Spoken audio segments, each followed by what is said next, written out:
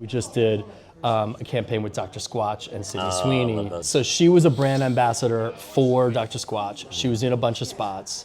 And then a funny thing happened, right? In one of the spots, she's in a bathtub and she's like selling this bath soap.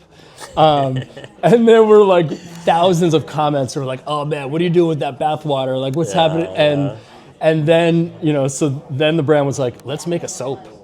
And so it was a limited edition soap, 5,000 of them, each bar was made with her real bath water. Wow. And then we were brought in. That's risky. I love yeah, it. Right? Like we were brought in to launch that, to help it go viral, to reach different communities across the internet. And we knew that idea was going to hit, right? Like we knew that as soon as that went on sale, it was going to sell out immediately. Yeah.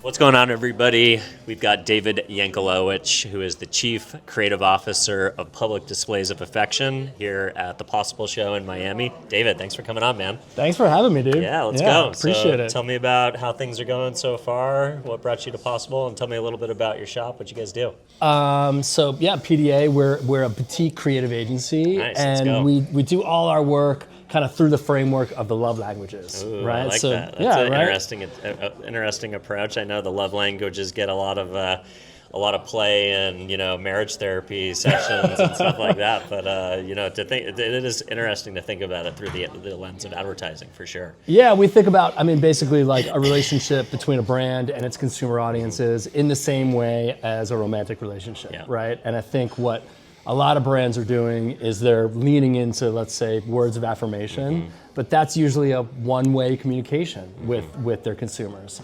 And what we try to do is brand actions and brand activations that touch a deeper nerve, right? That people love because they're... What does the brand taste like, feel like, smell like? Yeah, right? Like, is it gift giving? Is it an act of service? When our definition of physical touch, right, is like turning a brand's IP into something fabricated. Maybe it's collectible. Like a collaboration, maybe, fashion line. A drop. Yeah, drop, I exactly. love that. That's super cool.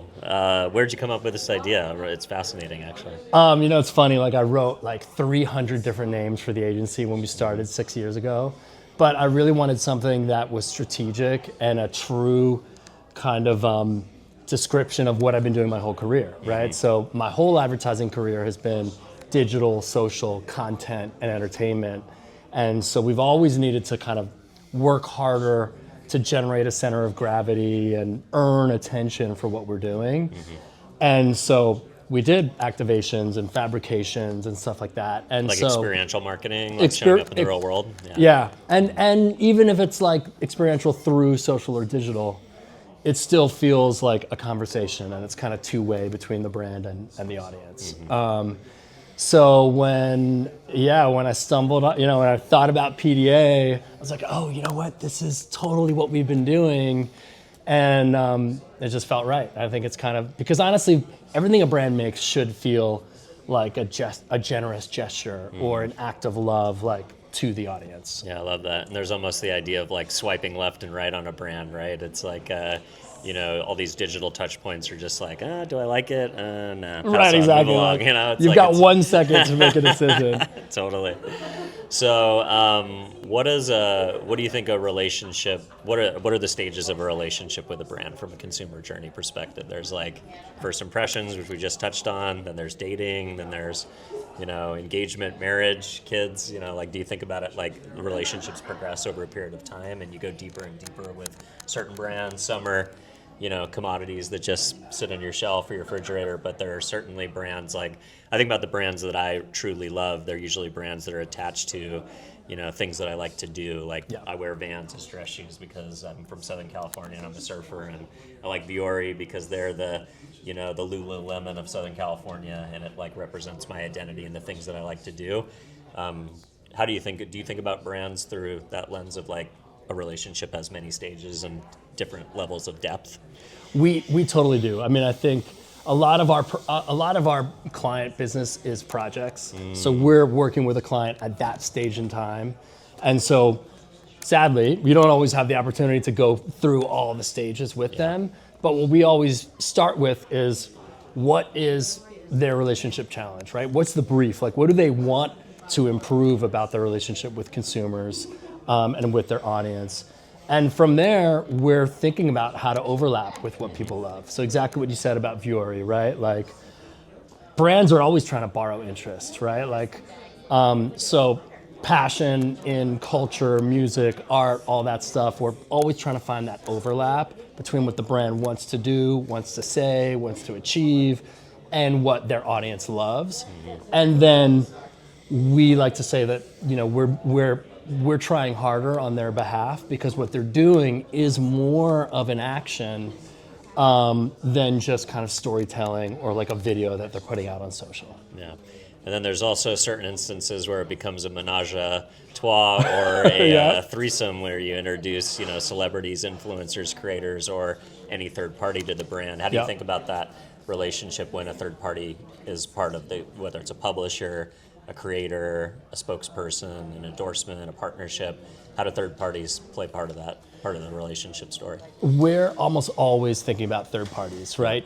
Even if they don't have one, we're like, okay, what can you partner with and collab with? Sometimes people love people more than they love brands. Yeah, exactly, of course, right? And that's okay, right? Like, I mean, I think the role of brands is changing in the world, you know? Like, it used to be, all right, we're just selling something, and now I think especially Gen Z expects brands to have more of a role, almost like a government or like a corporate share citizen. Their values. Yeah, share their values, right? So show up in the world, advocate for the things that they care about. Yeah.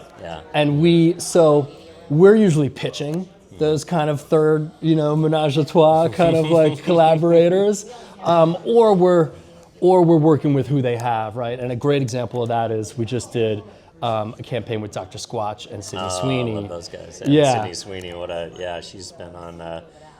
Every time I open up Apple TV, there's a new movie.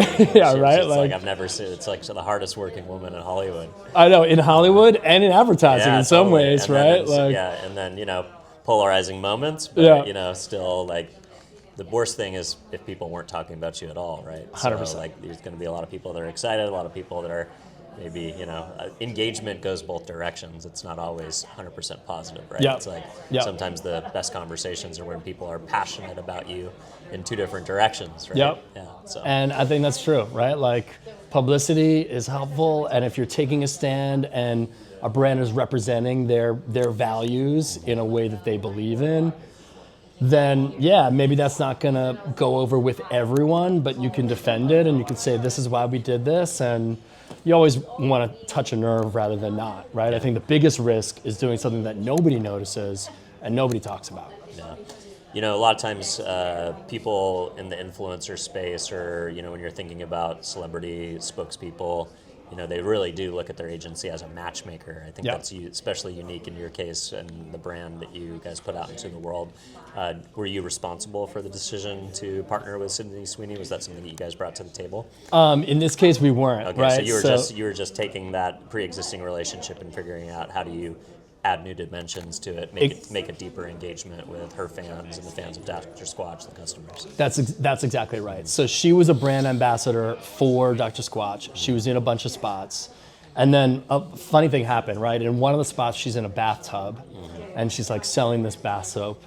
And there were like thousands of comments that were like, oh man, what are you doing with that bath water? Like, what's happening? And then, you know, so then the brand was like, let's make a soap. And so it was a limited edition soap, 5,000 of them, each bar was made with her real bath water. Wow. And then we were brought in. That's risky, I love it. Right? Like, Yeah. we were brought in to launch that, to help it go viral, to reach different communities across the internet. And we knew that idea was going to hit, right? Like, we knew that as soon as that went on sale, it was going to sell out immediately. Yeah. So our strategy was more after the fact, right? After that day, how can we show that people stay involved once the supply runs out? Which exactly, it definitely will. You know, show that everyone wants to get a bar of this. So we, like you said, we've partnered with a bunch of different influencers and creators that reach different communities. We had a PhD creator who was trying to answer the question of whether you could extract Sydney's DNA from the soap and clone her.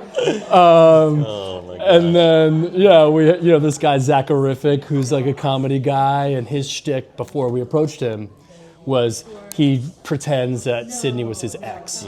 So we were like, oh, okay. And then, so the content we made with him was that this soap was a cry for help, where, she's trying to get back together with him. So that was really fun. We did scented out of home posters in New York, Chicago, and LA. That's super fun, like so scratch and sniff stuff. Yeah, you're walking by and you smell the scent of the soap. And a lot of those were Sounds like a fragrance line is probably should be in the pipeline, right?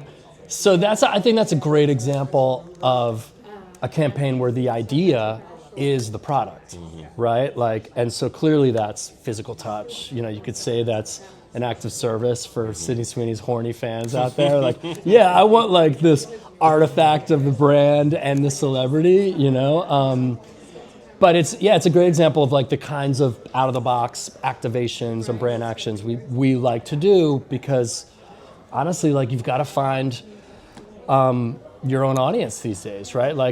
My career has never been huge above the line media buys where it's just a mass national TV campaign. Yeah, it's the social channel extensions and the things that you can do to go deeper with the audience. Exactly, just getting scrappy and how much media can we earn, how much virality can we get, shareability, and like you said, where can we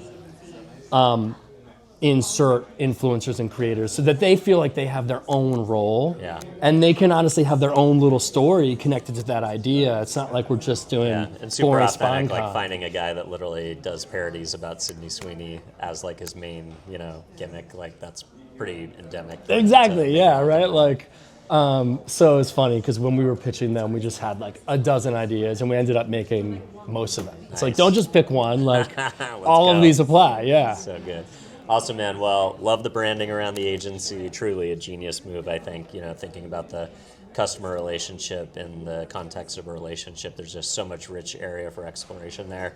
Love the name, Public Displays of Affection. So congratulations on all the great work. Appreciate it. People want to follow along with your thinking and catch up with more. Where do you want to send folks to stay up to date with you and connect with the agency? PDA.nyc is our website. And yeah, hit me up on LinkedIn. My name's David Yankelewitz. Let's go. We'll put that one on the show notes. Yeah, right. Thanks very much. Rock and roll. Appreciate Have a you. good show. Yeah, thanks.